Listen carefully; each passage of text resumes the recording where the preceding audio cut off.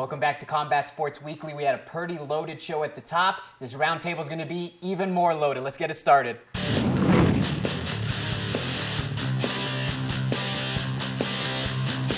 We only got a panel of 3 today, so I'm going to let them go off on a couple of topics.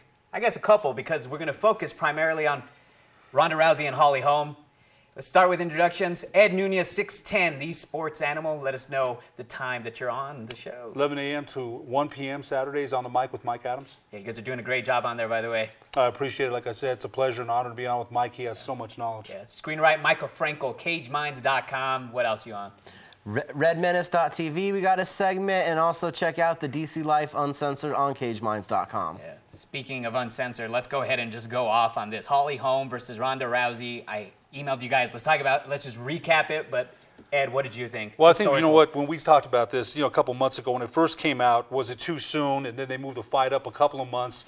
Was it too soon then? A lot of doubts, myself included. You asked for my prediction on Saturday, and I had Ronda, to be honest with you. I really did. Now, James Lindemuth called it, and we said that, part of it is his passion as a fan. I get that.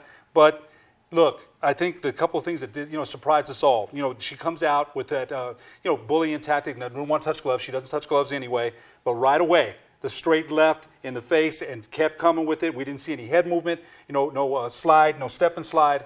And I thought the other thing that really shocked me is when she tried to pin her and Holly was gone. The quickness and speed was obviously a factor. And I think back to Rocky 2 when he says, I'm going to make you a greased lightning. And that's what Holly looked like. They did a great job in training her and preparing her. The boxing was a big thing. Ronda had never been in the ring or in the cage with somebody of Holly's skill set. So I think how excited were we? I asked legendary broadcaster Henry T. how big of a moment this was. Bobby Foster beating Dick Tiger 1968 light heavyweight championship. It's not this. It's bigger than that. It's bigger. And all the things that have happened in Albuquerque lately. Boy, the way she represents us as a city and as a state, how proud are we? Yeah. So I'm still got goosebumps about it. Or 3 days later. Micah, I'm sure you still got goosebumps also. That was amazing. Holly Holm has now cemented herself as the greatest female fighter of all time. Throughout all combat sports. It was a huge moment. The best performance of Holly Holm's career beat the worst Ronda Rousey, and part of that is how Holly made her look. And part of that also makes you think that the team kind of sandbagged or had specific game plans for those first two fights, because we saw a specific kickboxer in her first two UFC outings. Didn't even punch the same, didn't have the same authority, and this fight brought it all out. It looked like she maybe sandbagged some couple things throughout her career, because we've been to several of her fights locally. We hadn't seen her throwing her hands in the cage like that at all. This was transcendent nearly. It was answering every question that most of us had. That was my question. She hadn't hurt anybody with her hands yet heading into the cage, and answered that right away like she heard everyone talking about it. Played out a great game plan. And she saved the boxing and those skills for the biggest moment of her career. And you mentioned among the greats. On Southwest Fight News here this week, we're going to have an article on the top 5 championship knockouts that featured an Albuquerque fighter. Dick Tiger and Bobby Foster will be on that one as well. But nonetheless, guys, we'll jump right into the next topic. We'll stay with the two ladies also. If not Ronda, who is next for Holly Holm? Well, you're figuring there seems to be, there's movies, there's talk of plastic surgeries. Who knows what the psyche side is like. We know the UFC, from financial reasons, would love to see a rematch next. But I think that with Holly being so unscathed throughout the fight that she'll want to fight sooner. Miesha Tate earned her title shot. She had the 4-fight win streak. She was in a #1 contender fight. She still is deserving of that because they've never fought. I believe Miesha Tate would be next. That makes the most sense because I think it'll take about a year to get a rematch with Ronda Rousey, and Holly would probably want to stay more active. Ed, I think we have 3 people, unless you can think of anyone else. It's Rousey, Tate, or maybe even Cyborg. Cyborg's a possibility. I don't see that happening. Maybe even Beshkari. I don't know if that's a possibility. But if you look at it like this, and I think Mike is right, Holly's going to want to stay more active. But the turnstiles will sing with the rematch. No, I don't think everybody wants to see Holly versus Miesha Tate. Miesha Tate's a good, solid fighter. Let's be honest about that. But everybody, there's a lot of people saying, "Oh, it's fixed, this and that." Ronda, come on, look, she got beaten the worst way. If that's a fix, please. I've seen, you've heard of fixes.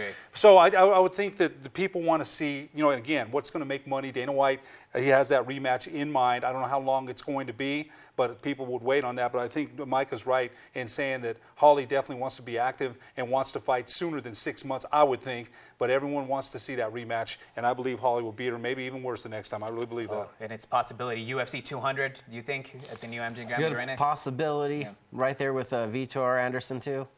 Yeah, that would be amazing for They've it been to rumoring open that up one. there. A lot of people are calling for it to happen at the pit. Ladies and gentlemen, the way the pit is structured, it can't happen. That roof will cave in. It won't be a pit anymore. You know what? One of the things I'm going to make a point here, and you know, you're absolutely right, and it's too bad. We're, you know, still at this point in our, you know, in our city's history, they're talking about a special event center downtown. Mayor Barry's thinking about that. Let's hope that happens, because gosh, when you said the pit, I remember when Johnny fought there, and I still remember Danny's entourage on the other the left of me, and you know, I still remember that.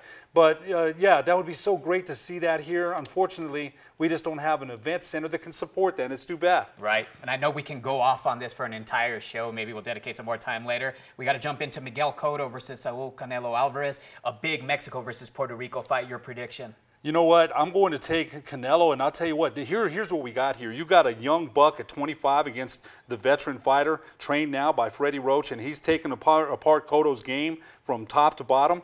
And Cotto feels strong. He feels like, hey, some of the skills that were dormant are back. Freddie Roach is predicting a knockout. I've got Canelo Alvarez, though. I think he's the future. He's the guy that can challenge Triple G, although neither one of them will beat Triple G, but I like Canelo more against Triple G than I like Cotto. Two bulls going at it. Your thoughts, Micah? Gut instinct is Alvarez, that he has more power. He's the younger fighter. Going to take him to win. I agree, and he'll also have the crowd on his hand. Let's not forget it's happening in the Southwest in Las Vegas, Nevada, where there's a large amount of Mexican Americans. LA isn't too far, like a 3-hour drive. So Canelo Alvarez will have the fans. The odds are I think are okay. I think 2-1 underdog for Cotto. Cotto's worth the bet, I think, if you guys really want to go that way. But the way Canelo Alvarez's career is being set up, I think he takes this fight. I don't know if maybe a late stoppage, 10th or 11th round, but you guys, decision, knockout, quickly. You know what?